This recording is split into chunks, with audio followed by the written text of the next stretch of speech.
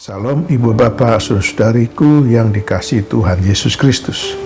Harapan dan doa saya, Ibu Bapak Saudari dalam keadaan baik-baik, dalam keadaan sehat-sehat, dan dalam lindungan Tuhan Yesus.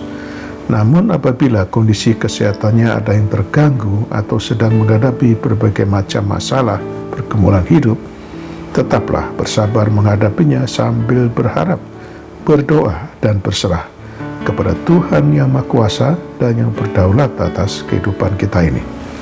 Puji syukur kepada Tuhan Yesus, saat ini kita berjumpa kembali dengan saya, MPS, melalui program Pesan Suara 5 Menit via YouTube hari ini yang ke-98. Sebelum mendengarkan firman Tuhan, mari kita berdoa. Bapa di surga, kami bersyukur atas kasih setiamu yang menjaga dan melindungi kami sampai saat ini. Saat ini kami mau mendengarkan firman-Mu. Kiranya Tuhan berkenan berbicara kepada kami. Dalam nama Tuhan Yesus Kristus. Amin. Renungan kita hari ini dari Yohanes 13 ayat 31 sampai dengan ayat 35 yang berkata demikian. Sesudah Yudas pergi, berkatalah Yesus, sekarang anak manusia dipermuliakan dan Allah dipermuliakan di dalam dia. Jikalau Allah dipermuliakan di dalam dia, Allah akan mempermuliakan dia juga di dalam dirinya dan akan mempermuliakan dia dengan segera. Hai anak-anakku, hanya seketika saja lagi aku ada bersama kamu. Kamu akan mencari aku, dan seperti yang telah kukatakan kepadamu, kepada orang-orang Yahudi, ke tempat aku pergi tidak mungkin kamu datang. Demikian pula aku mengatakannya sekarang juga kepada kamu. Aku memberikan perintah baru kepada kamu, yaitu supaya kamu saling mengasihi sama seperti aku telah mengasihi kamu. Demikian pula kamu harus saling mengasihi. Dengan demikian, semua orang akan tahu bahwa kamu adalah murid-muridku, yaitu jika kamu saling mengasihi. Ayat nas dari Yohanes 13 ayat 34 yang berkata demikian. Aku memberikan perintah baru kepada kamu, yaitu supaya kamu saling mengasihi sama seperti aku telah mengasihi kamu. Demikian pula kamu harus saling mengasihi. Tema renungan kita hari ini, kasih sejati disertai perbuatan nyata. Begitu pentingkah kasih bagi orang percaya, sehingga tak henti-hentinya kita perlu dan selalu diingatkan perihal kasih ini. Yesus memberikan perintah agar kita saling mengasihi, seperti Dia yang telah lebih dahulu mengasihi kita. Namun banyak orang berkata, aku akan mengasihi kamu jika kamu mengasihi aku. Itulah prinsip kasih dunia, pengorbanan yang bersyarat. Kasih semacam itu bukanlah kasih sejati. Dalam Lukas 6 ayat 32 sampai 33 berkata demikian. Dan jikalau kamu mengasihi orang yang mengasihi kamu, apakah jasamu? Karena orang-orang berdosa pun mengasihi juga orang-orang yang mengasihi mereka. Sebab jikalau kamu berbuat baik kepada orang yang berbuat baik kepadamu, apakah jasamu? Orang-orang berdosa pun berbuat demikian. Kasih pada hakikatnya adalah memberi. Kita tidak dapat mengasihi tanpa memberi atau berbuat sesuatu. Allah telah memberikan bukti nyata bagaimana Dia mengasihi kita. Dalam 1 Yohanes 4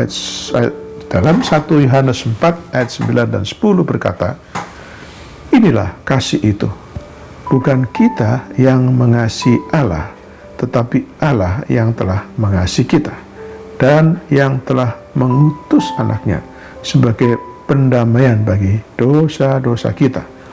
Saudaraku yang kekasih, jikalau Allah sedemikian mengasihi kita, maka haruslah kita juga saling mengasihi.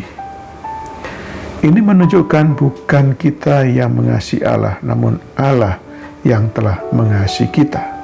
Bukti lain bahwa Allah sangat mengasihi manusia ialah telah diciptakannya terlebih dahulu dunia ini dan segala isinya, terang, gelap, cakrawala, langit, bumi, binatang, tumbuh-tumbuhan.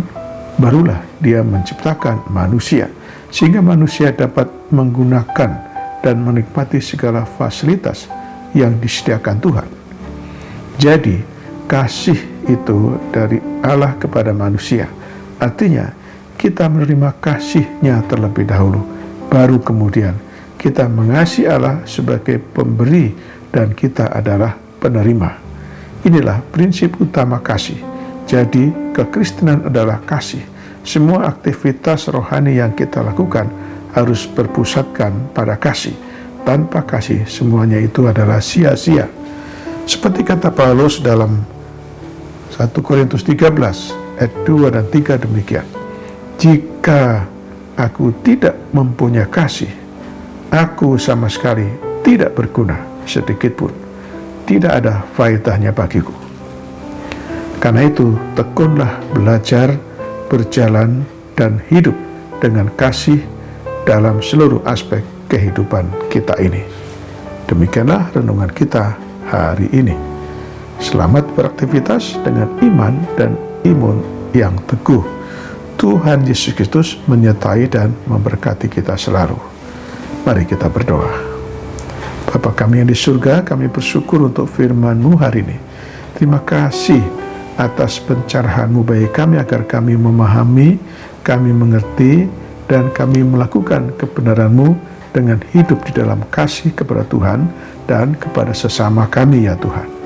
Bapa, sekarang kami berdoa bagi saudara kami yang sakit, yang sedang dirawat di rumah atau di rumah sakit.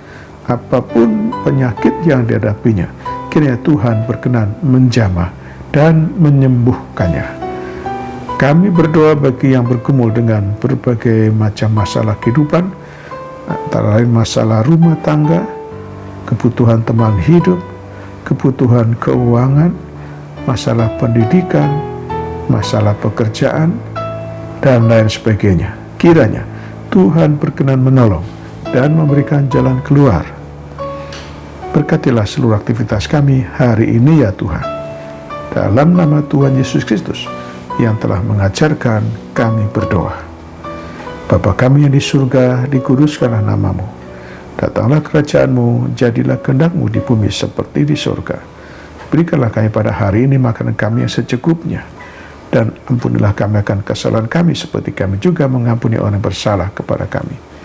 Dan janganlah membawa kami ke dalam pencobaan, tetapi lepaskanlah kami daripada yang jahat.